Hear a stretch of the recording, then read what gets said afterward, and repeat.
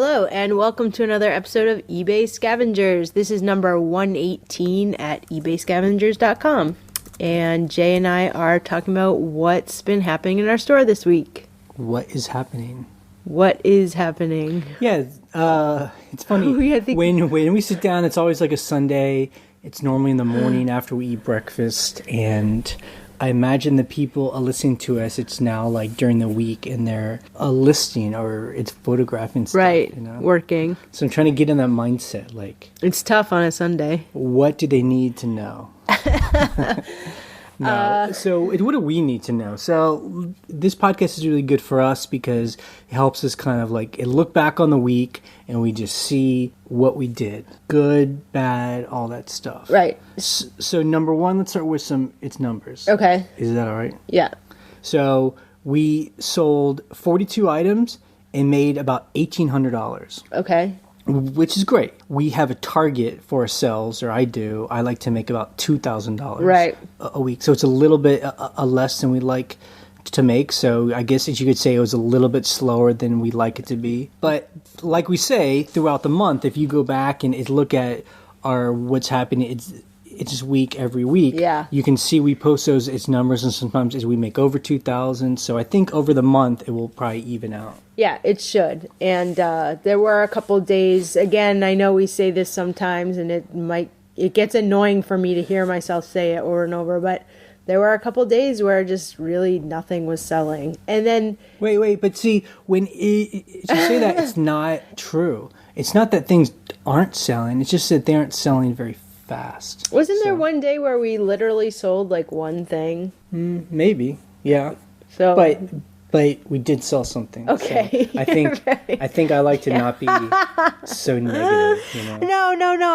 I'm not trying to be negative about it. I'm just like, it's tough when you have so many things in your store. You're like, come on. I know, but it's like, this is what we tell people because it helps us. It's like, if you don't look at the numbers, it often feels worse than it is. Right. And so that's why I started this podcast with our numbers, just to show that however it felt, yes, is pretty damn good. Yes, making $1,800 selling used stuff online is pretty amazing. Yeah, it is amazing. I think that's why we always encourage people, like you said, look at your numbers. Ryan, look at your numbers. Look at your numbers. I'm so bad at it. But I do want to mention on Friday night, that was one of those days where we sold a pair of pants, we sold a shirt, during the day, and that was it. And we were kind of winding the night down. Yeah, we were watching TV, watching movies, whatever. And all of a sudden, this sale comes through that was just unbelievable to me. I had this jar of perfumed lotion by Scavenge. I think that's how you say it. It's basically like, a Chanel type brand perfume from Paris.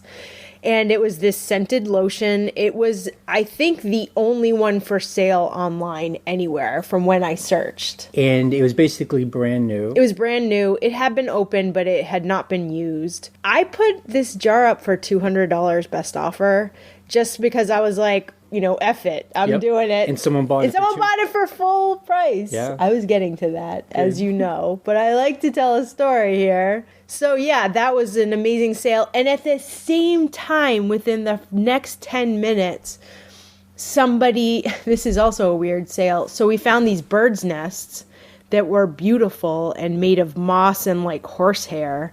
At our other house. And I put them up for $40 each. I couldn't find anything else on eBay like that. And I was like, we'll just see if anybody wants them. And this woman bought both of them. So why don't we break these sales down? Because I think it's interesting that a lotion, that face cream stuff. Yeah. We had bought at like an estate sale. Right. And like we always say, when you go to an estate sale, it's like someone's entire life is spread out. Yeah. And the stuff that people often don't go to is like the bathroom stuff. Right, because they're like, why do I want to buy used toiletries? And we love to go there. So that's when we buy stuff. Like perfume or this... the lotion or soaps, fancy soaps. But if it's a brand name, like this one is, like a designer perfume And we name. bought it for $2. Right. So that's why it's an exciting sale, is because we bought it for $2. Yeah, it and cost sold nothing. It for $200. Now again, this does not happen very often, but that's why we were in shock. And then those birds' nests, I was cleaning at our house, and I saw that these birds had put these nests up in the eaves of our house. Right. And so I pulled them down, and like it's Ryan said, they're really beautiful. Like it's almost like a cartoon nest, like perfectly weaved with like horsehair and moss. Oh, it was amazing.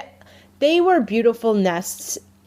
You could, I picture these like for sale at a craft store, like that someone made by hand, a machine made it, or something. They were clean, like they didn't have, they were just clean nests. And I remember, and this is what Mikey taught us, that he sold that like pig's jaw bone. Yeah, it was a spine. And or a spine, yeah. That he found. And then we had also seen that people sold wasps' nests or whatever they are. Yeah. So it was our first experiment with trying to sell stuff that we had found. And it's amazing. It's within 3 days. Yeah, within just a couple days. So we made $80 on these things I had pulled from our porch, these birds' nests. Yeah, so hopefully she'll like them when she gets them. I feel like it's like a wedding type thing. Like, I don't know. They just said wedding. Although the story I tell it myself is someone's trying to make like a scene or something, and they want to put it's like a stuffed bird in it. Maybe it's like a taxidermist. That could very well be. Absolutely. Yeah. I have no idea what she's going to use them for, but they were amazing. So, do you think at a wedding there would be like a bird's nest? I don't know. Like, I'm trying to think. Yeah, like with the rings in it or something. Like. I just or it's a table decoration or something like that. Yeah, that's just how I picture it. It's funny. I think when you sell a lot of stuff on eBay, that's a lot of the stuff we talk about. We always wonder what people are going to do. It's with the stuff they buy. Yeah, some of it's so bizarre. Because we do sell wacky, weird things. Yeah, but it sold so fast. So now we're going to be like looking through the yard for stuff like that. So the other things that we sold were, like we always talk about, $30 and $40 items for the most part. So. Shoes, jackets, pants. Yeah. Shirts. My shirt lots have been doing well. Just the most basic stuff that sells. Yeah, it seems kind of like springtime, so people are into buying, springtime clothes or short sleeve shirts and stuff like that. Summertime, which is good because you just photographed like 400 shirts. Yeah. And, and that's why we're big advocates of having a big store with a lot of different kinds of items, because people are into buying different kinds of things throughout a year. Yeah, and actually, like, we've been photographing, because we're going on our trip soon, and we're actually going to have a friend stay at our house. We've been photographing the stuff that's, like, been in our house. So that includes furniture and jewelry. I had this, like, 2 huge IKEA bags sitting in our living room full of jewelry. And so I think that this is interesting to talk about, because we have people comment on the blog, like, I've got all these big piles of things, I'm getting overwhelmed. Yeah. So, this is an example of what we do, because we also get these piles. Yeah. We do a couple things. Number one is, normally we work separately, where I take photos and Ryan will put the stuff on our store. What we do with piles where no one wants to do it, we work together. Yeah. So Ryan will actually be photographing it, and I will type it out online, Yeah. That's really helpful, because like yesterday, we did like the first half of our like jewelry and random little things. And it went really fast, because I'm just like, click, click, click, bring it over to you. You type up the title and the measurements, and then it's done. Right. It is faster. We can't work like that all the time, because then nothing would ever actually get listed. But it is nice to work that way. Right. Because, and because we understand it, it's kind of like sometimes it's either the items aren't that exciting, although the items we were doing yesterday were cool. It's more about they've been sitting there for so long. It's got some kind of psychological barrier around it, where you just have to break through it. I think also with some of the jewelry stuff, like, I'm very particular about how it's photographed, and it's a pain to photograph jewelry because you're using like a magnifying glass and stuff, and so it's easier for me to like know the names and then pass that on to you. Like, plus I just got, this is another thing that if you guys are interested in, I got a metal testing kit. You can get them on eBay. Just look for a gold testing kit.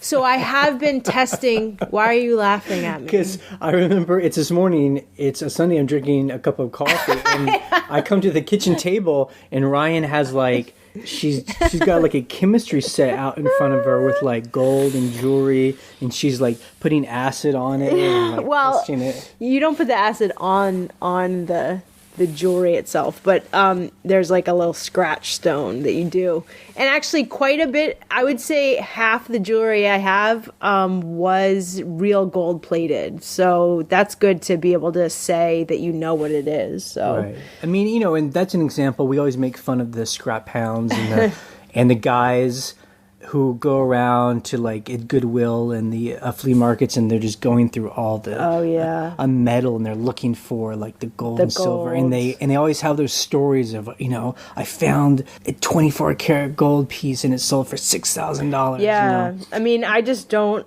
And right, I mean, and we make fun of them, but.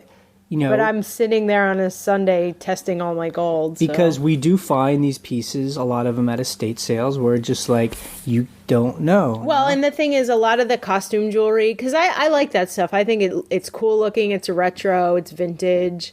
A lot of it's gold plated. It's not solid gold, but it could be. It very well could be. I think I found a solid gold necklace today, but it's only 10K gold, so it's not worth very much. But you know, I'll put it on the jewelry scale and see how much it is, and someone might care, you know? And so that's just an example of, you know, we learn over time. We try its new things. Sometimes we're kind of hesitant about something, but then we're like, let's just go for it. Let's get the testing kit and let's just and the good thing is, for me, it's all about being educated so I can tell people what it is.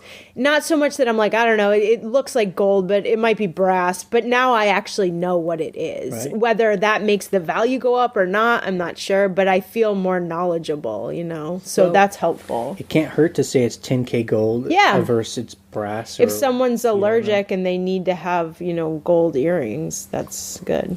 But going back to like these piles, like as Ryan said, we're about to go out of town for 3 weeks or so, and we're having a friend come and house sit, and we don't like our house to look like we're hoarders. So again, I think I've mentioned this on the podcast a bunch of times. I'm looking at a huge line of books. These books. They've been sitting on a floor for probably 3 months now.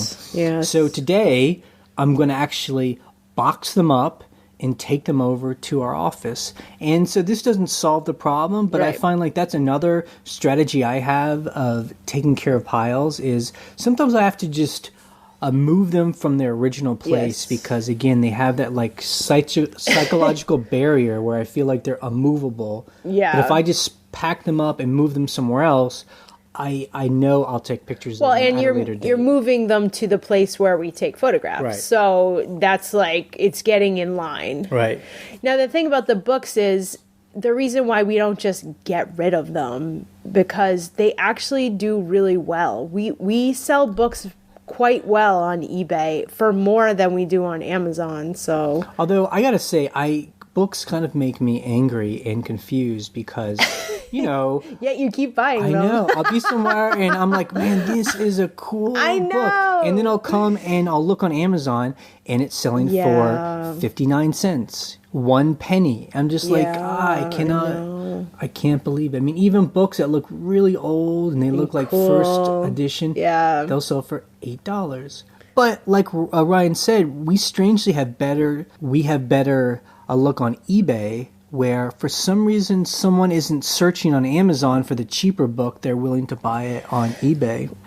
And it's funny because like I sold a coin collector's book for $30 on eBay, and I had it on Amazon for like $12. And I sold it on eBay. I mean, I don't understand. Maybe it's just because people are like, I'm already signed into eBay, you know, I don't know. No, I think that, I mean, people have said that it's before, you know, why do people buy on Amazon or eBay? I mean, it's maybe people are just tied to one because all their financial info is in there. And they're like, that's where I buy my stuff. They know it's going to get there fast, and I don't know. But so I got to quit buying books. Books are so pretty, though. Yeah. It's hard not to buy them. I feel like if I was one of those people that really could plan ahead, I would buy, and we always talk about this, a huge warehouse. Yes. And I would be stocking books right now, because I feel like if you held on to a lot of these books for 20 years or so, they're going to make a comeback, and it's going to be a really big deal. Like paper books are going to be a really big deal. Right. So, and people are going to talk about what, in 2014, you could buy a book for like 10 cents, 5 that people cents. were giving away these books, that they were throwing them away, and now they're worth all this money. I just feel like it's one of those things, but well, for now, we kind kind of do have that warehouse of books in front of my face. So, so something that was mentioned to me this week, last week actually, was that for some reason the latest episode was not showing up in iTunes. And that is because the RSS feed that iTunes gets was too big.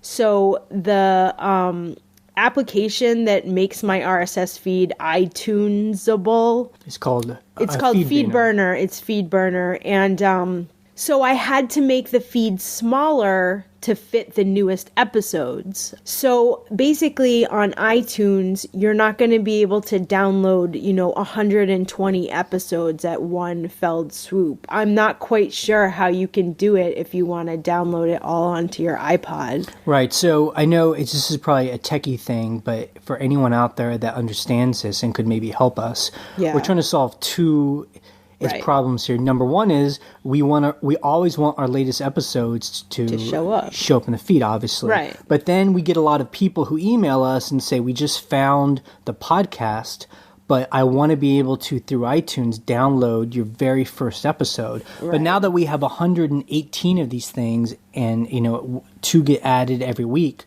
there's no way that we know of to make our feed big enough where it can have all of that at one time. So if anyone out there understands this and maybe knows a way for us to hack our feed to do that, we're glad to hear that. One thing you can do if you've just found us and want to go back is, our blog. Yeah. You just go back to the first page and you can download them right from our website. Yeah, you can download the MP3s one by one, which I realize is a pain. But it doesn't really seem like there's a really good option right now. It's almost like I want to give people an archive of our feed, but I need to look more into that and see how that's possible. But we hope to be able to get some help if anyone knows. I'm glad we're that popular that people are like, I need to download every single one of your episodes so I can listen to them 3 times. I've heard that this week, actually. So that's good. It's nice. We had a good thing happen where we had a woman want to buy something from us, these pot tops for, it's cooking pots. For revereware. Right. So I sell very specific pot tops because I really like revereware and Farberware and stuff like that. So this one woman said, are these in excellent, perfect condition? This is before she bought them. And I said, no, they're not, because they're vintage and they're used and they have scuffs and scratches and it's all on the listing. So she buys them anyway. Granted, that's a red flag for everyone when someone's asking if something's in perfect condition. So what I did was I attached 5 extra photos of the tops that she purchased and said, these are the actual things I'm going to send you. Please decide whether you want them or not. And of course, she decided she didn't want them, which is fine. So I refunded her money, relisted the things, didn't think twice about it. And then this week, this was about 2 weeks ago, she left us neutral feedback and said, buyer canceled item because item had scratches and dings on them. In my opinion, that was not fair because I never shipped them to her. I told her they are not in excellent condition and they had scratches and dings. I was very clear from the beginning. So I called eBay, explained all this. The great thing was, they looked at the messages. They saw that I messaged her before she purchased it, messaged her after she purchased it with attached photos, And I told them I never mailed them to her, and they removed the neutral feedback. So that is a very good example of being totally professional, very detailed in your listings, and eBay looks at those messages, and they said right away, in 5 minutes, they removed that feedback. So it's like a fairy tale ending. It's like a Hollywood ending. I guess so. No. It's not always like that, but that's a good example of my messages were read by eBay. Right. I mean, that's an example of like, if you have a process that's clear, then, eBay very often will take at your side, Yeah. I know too that, people complain about sometimes you call eBay and it's not someone from America.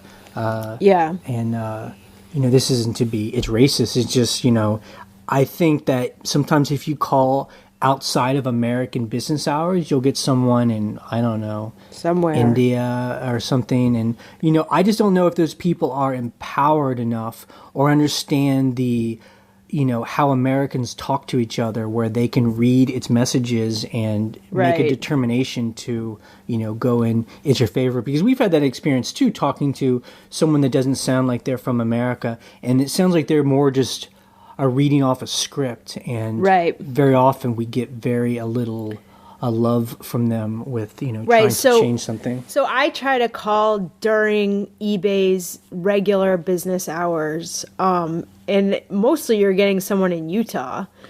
So it means that you have to call during the time code over there. So, it's Central. We're on the East Coast. Yeah, it's Central time code. So I think it says it on one of the eBay pages, but just make sure it's between like 8 and 6, during the day Central time. And I think, correct me if I'm wrong, but every time my mom calls, she's like, it's someone reading a script at a call center, because she's calling at 11 o'clock at night, so that's why. There you go. That's my story. I'm sticking to it. And just to mention it too, this past week I posted about my cell phone, which I have talked about before. We were looking at our bills and realizing that our cell phones, we're spending, it's our biggest bill of a month other than our home a mortgage, where we're spending over $200 a month on our cell phones. And so I tried this new company, Ting. They basically buy bulk space on Sprint's its network and then resell that, and it's ridiculous. So instead of spending $100 a month on AT&T, it was $32, I think. And, I use it the exact same way. So you didn't limit yourself. So it was great. I mean, I can't believe that, man. I've had this phone through AT&T since 2007, and I'm just like, oh my god, I've been paying so much money. We have been paying so much money. So we're gonna get Orion, switch her onto I'll switch. Ting I'll get switched over next month, and I'll be happy to not pay so much money to AT&T. Yeah. So look at our post. We very detailed laid it out how, with screenshots and everything. With how Ting works, and we love it. So far, it's been awesome. Yeah. So if you guys are paying like crazy money for data you don't use, I also did this thing where we pay for a broadband to our home. We don't pay for cable TV or internet telephone. We just said we want just an internet line to our home, and it was relatively expensive because we try and get the fastest we could. It was like $70 something. And I remember I called them a couple of months ago, and I just complained because it didn't seem as fast as what they had promised us. And they basically said, okay, we'll give you a lower price. So, well, the reason was... So they cut it by $20 a month, which is great. Well, the reason was because we are in a rural area. They said we're in what's called a broadband exhaust, or a bandwidth exhaust area, meaning too many people are on one line and it's like exhausting the system. So we don't get the speeds that we pay for. So we told them, well, we shouldn't have to pay for that. And so they agreed. So that helped. Yeah. So, I mean, I guess to me, this just means like I feel it's worth it to look at our bills and to see where our expensive ones are and to try and do something about it. And strangely, a lot of these companies seem willing to either make deals. It's with you, especially since I was telling that broadband company I was thinking about going to another company. They hate that. Even when I called AT&T and said I was canceling. Oh, they didn't care. No, they did. Oh, really? Yeah, I mean, they tried to keep me. They were wanting to lower my bill, but it would never be anywhere near what Ting was able to do for me. So yeah, they wanted to lower it just a fraction of what you're. I think so. Our other bills are just like our water, our electricity. Those really you can't do anything about that. Well, you can reduce your usage if you. True. If you want to. Right. Property taxes. Yeah, those got to get paid. Things like that, you can't really... No, you can't really change that unless you get rid of your only property. Some bills can really be dealt with. Yeah. I'm always interested in this, the internet sales tax. It's this thing, it's been talked about in Congress for a long time now. It keeps coming up. And so I was just reading this thing on eBay about where the internet sales tax is kind of hovering at. And right now it's in the House of its representatives, and it's one of those small groups where there's a small group of congressmen that are studying it and talking about it. And so it still seems like it's being hung up, which in my opinion is good. But I just feel like eventually it's going to happen where there's going to be some kind of sales tax. I think the reason why it gets hung up is because I think everyone agrees that they want a sales tax on things bought online. They just don't know how to implement that. Because, how do you do it? Yeah, who pays that sales tax? When does it get picked up? Is it each of us have to collect it and then send it on? Or is it eBay do it? Yeah, exactly. Are there exemptions for smaller sellers? How small should that seller be? So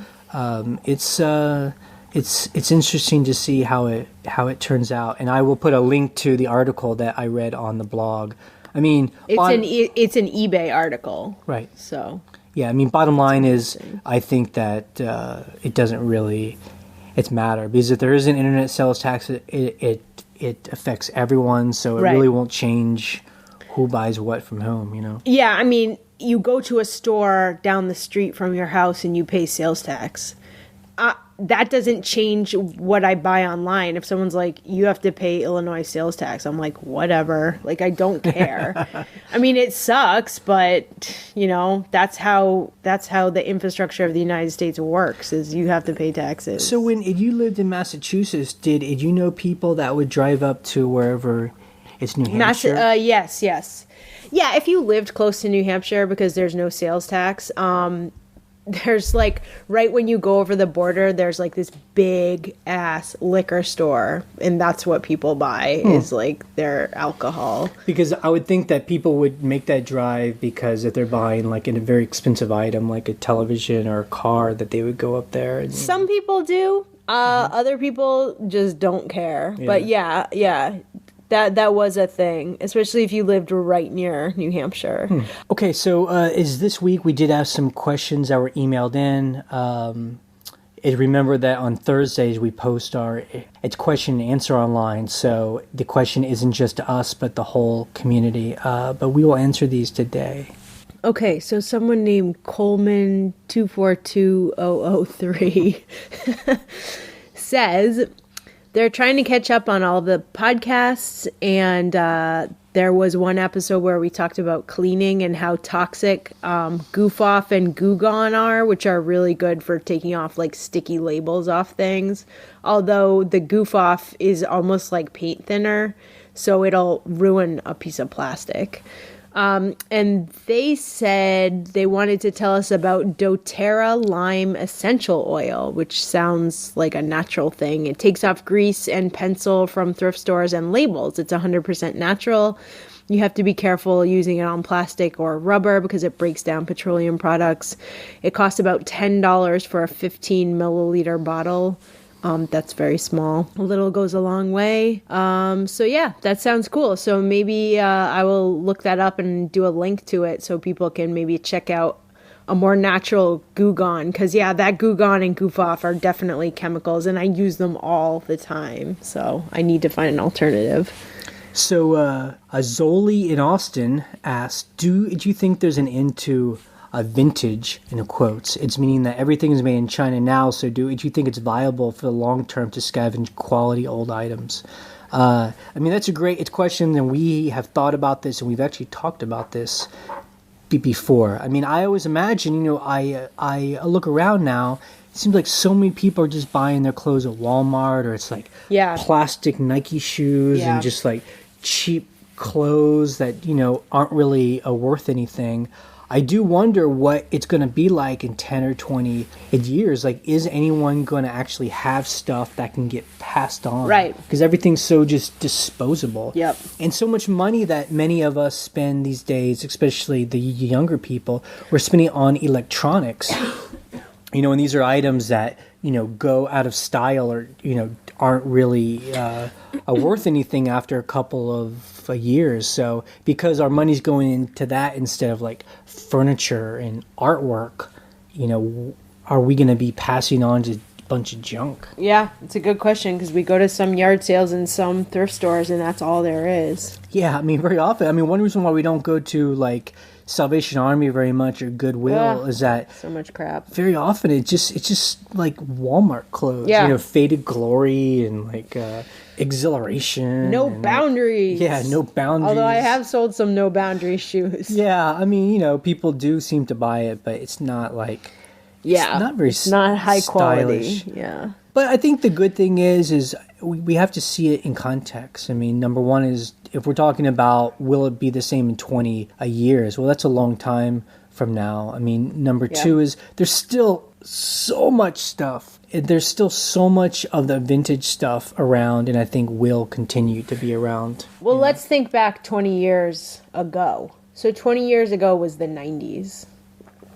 Which is crazy to me. But so you could have thought the same thing in the 90s. Like, there's so much plastic crap, everyone shops at Walmart and whatever. But we're still able to find stuff, and that was 20 years ago. And, I think good quality things hang around for a long time.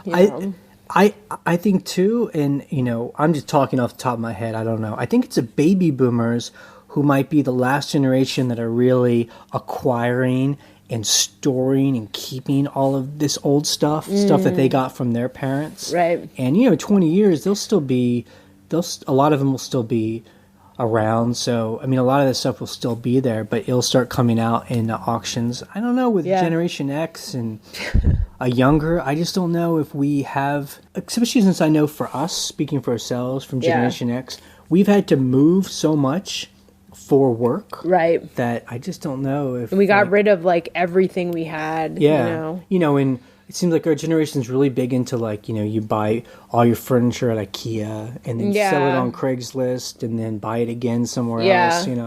Maybe IKEA is gonna. I don't know. Their stuff is pretty poor quality. Most of it.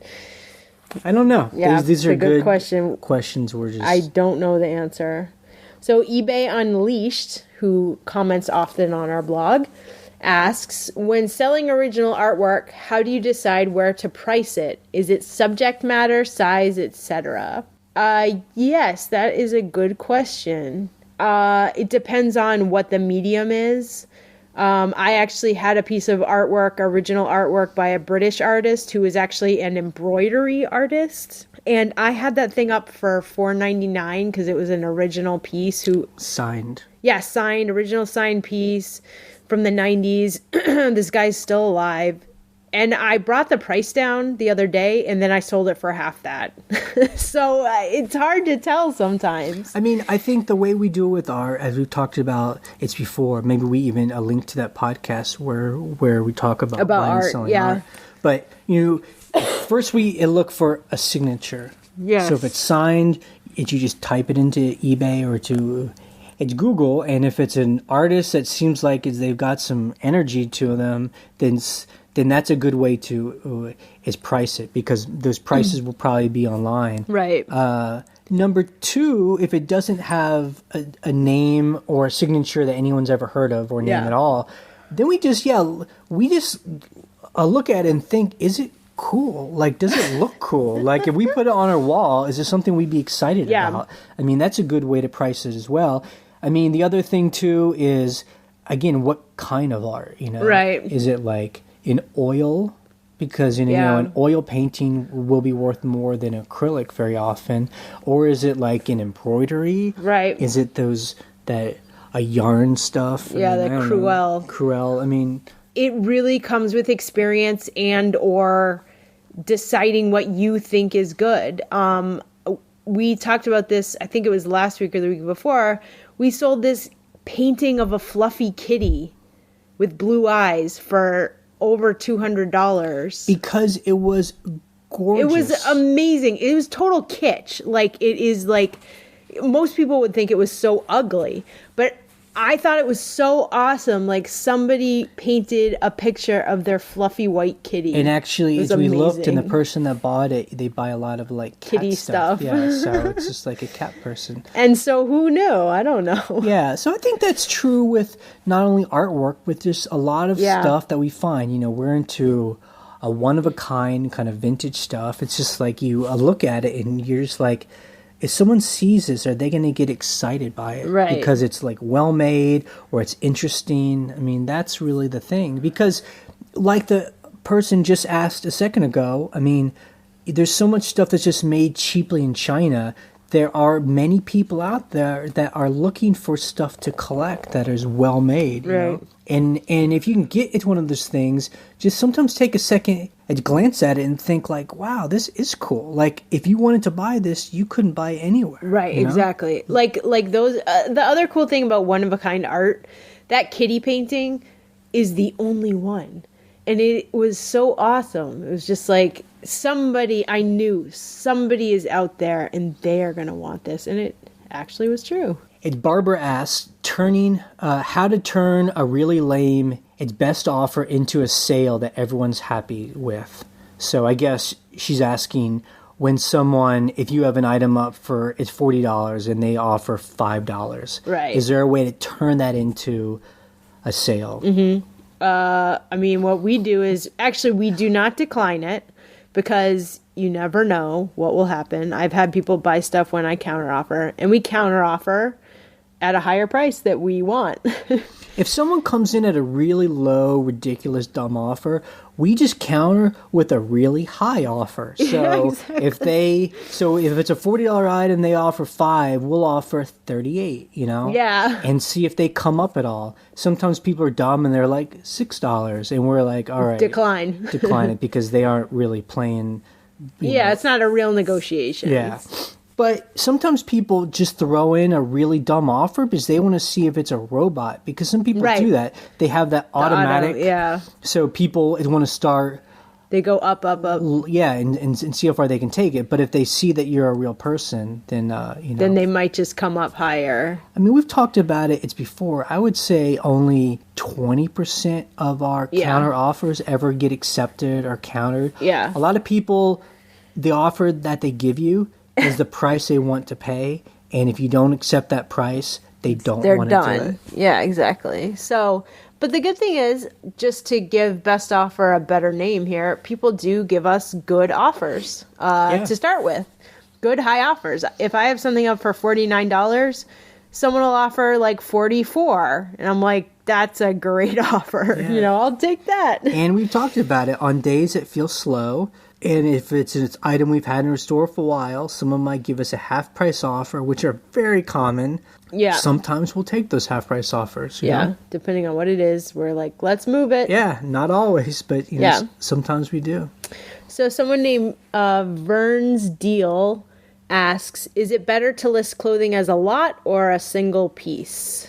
So I guess that means if you have like 8 work shirts, should they be sold as like a big, pile? Lot. Yeah, for each. And really, good question. I think the answer is we do both. Yeah. If the clothes are really nice, and in good shape and high quality with like a name brand on it, we'll often sell them piece by piece. Right. But if it's just like 8 kind of work shirts, they're used, They don't really have a fancy name on it. Right. We'll just sell them all in one big lot. You know? Yeah, so what we've been selling lately, when I said we were selling shirts and like, short sleeve shirts, those are work shirts. They're like, the shirts that like a mechanic would wear or something, Red Cap brand. We have like 5 of the exact same size of the exact same color. We're like, let's just sell those as a lot. We bought them for almost nothing. But if I have a Ralph Lauren polo, like linen shirt, I'm going to sell that by itself. I mean, I think it's for us, if we can sell a piece of clothing for $20, we'll probably sell it by itself. Right. But if it's something where like we don't think we can get more than $5 or $10, we try and group it up with other kind of shirts. Yeah, know? Like I sold a pair of pants, a pair of vintage Levi's, not super vintage, maybe like 80s, 90s. They sold for $30 for one pair of pants. So, that's amazing. And there are people that comment on our blog whose whole business is built on clothes, where they sell only jeans or shoes or shirts. Like I know eBay Unleashed Tom, he seems to have a really thriving eBay as business where he sells, seems like a lot of men's shirts. Yeah, he knows his stuff and that's what works for him. So yeah. Okay, Rick Bell asks, he says, I'm just starting out and people say I should focus on one thing, sell something like a watches only, but should I instead sell anything and everything? And what strategy is going to get me higher sales? Please tell me what is best. Well, we can tell you what works for us. Yeah. I mean, Rick, I think that as we talk about in our podcast, we're the anything and everything people. Yeah. So we like to buy anything we think we can sell for a good profit. And like I said earlier in the podcast, we do that because we never know what people are going to buy at what time of the a year. But at the same time, I've seen people who are very successful on eBay and they focus on one tiny thing. There's some woman who lives near us that I've seen on eBay. She only sells vintage perfume sprayers. That's it. That's cool. Although I think what he's asking, though, I guess he would like to build a full-time his business. I mean, I don't think this person a person probably makes a full-time business. You're right. But I think I have seen people that they focus on one thing and they make enough probably to do very well for themselves. I think the thing is, if you really focus on one thing, you would have to really go really deep. Yeah. And that doesn't mean, but that also means you have to have a lot of it online. Yeah, volume. To me, it's all about having a lot of it online, whether it be one tiny certain kind of item or anything and everything. Right, exactly. It's all about having a whole lot of it up, Yeah, that's it. You just got to get your numbers up. That's whatever it is you're selling.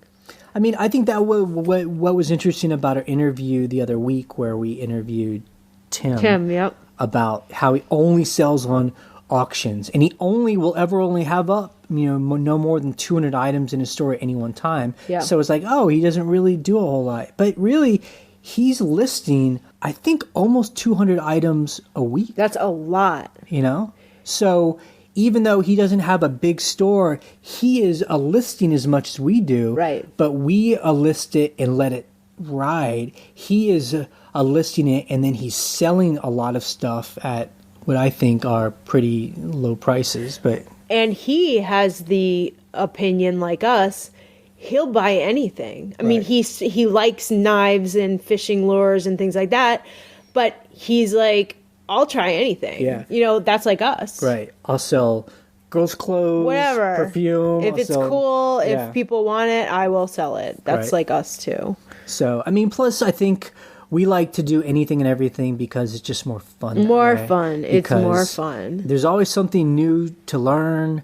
There's always something new to find. And, as we buy and sell more, we're trying to stop buying junky stuff. So we're always looking for new kinds of stuff to buy. Right. So we have a listener here. Named Jackson Sannel. I wonder if that's his real name. That's an awesome name. Jackson. He kind of like sends in a whole paragraph. He's basically talks about, I just started, I went to a yard sale and I spent about $35 and I'm hoping to make $100. He says, I know it's small beans, but it's a start. And he's saying, he has a lot of concerns and worries. He's not very confident about his process. And he's like, I would love to hear your first experiences buying and selling online. And really, it's a question, I'm sure, for anyone that's starting out. But really, that's kind of what our whole podcast is about. And on this blog, we'll actually link to our story where where we actually go into great detail about how we started. Yep. I mean, I think if you went and bought $35 is worth of stuff, just do what we tell everyone. Start to list. Yeah, it's so easy. I mean, sit down and hopefully it's about 20 things and just put 20 things up. Yep. And research. See what happens, and you'll see what doesn't sell, what does sell, and yeah, you learn that's the cool thing about eBay as a business. I mean, you learn very quickly what sells, what doesn't. It really is kind of it's feedback loop. You put stuff online and stuff starts to sell, and then we're always like, we need to get more of that thing, or we put things up and like it takes a year for it to sell, and we're like, man, we're never buying getting that thing. So it's really a great, it's unlike other businesses where I feel like they have to put up a lot of capital up front, where they have to buy like a lot of equipment, right? And, like I can't believe people that start a restaurant, people have to invest like $75,000 in kitchen stuff and employees and all the food before one meal is served to see if anyone cares about it, in the way we do it. This guy can go and spend $35 on some items. Right. He can put it up for pennies and he can see if anyone cares, right, and then learn from that experience and improve. Absolutely. I mean, just like Jay said, you just have to start. That's it. Cool. So that is this week, what's happening in our store this week. And again, remember, you can subscribe to us by email. It's on our blog, ebayscavengers.com. On the right-hand side, just throw in your email. And, you will be as notified anytime we post to the blog. You can subscribe to us on iTunes as well, so that way it just automatically gets downloaded when we post. Yes, you can also find us on YouTube. I try to get the YouTube videos up the same day we put the podcast up, if I can. So if for some reason you're having technical difficulties, just go on YouTube. Cool. We'll see you next week. Bye.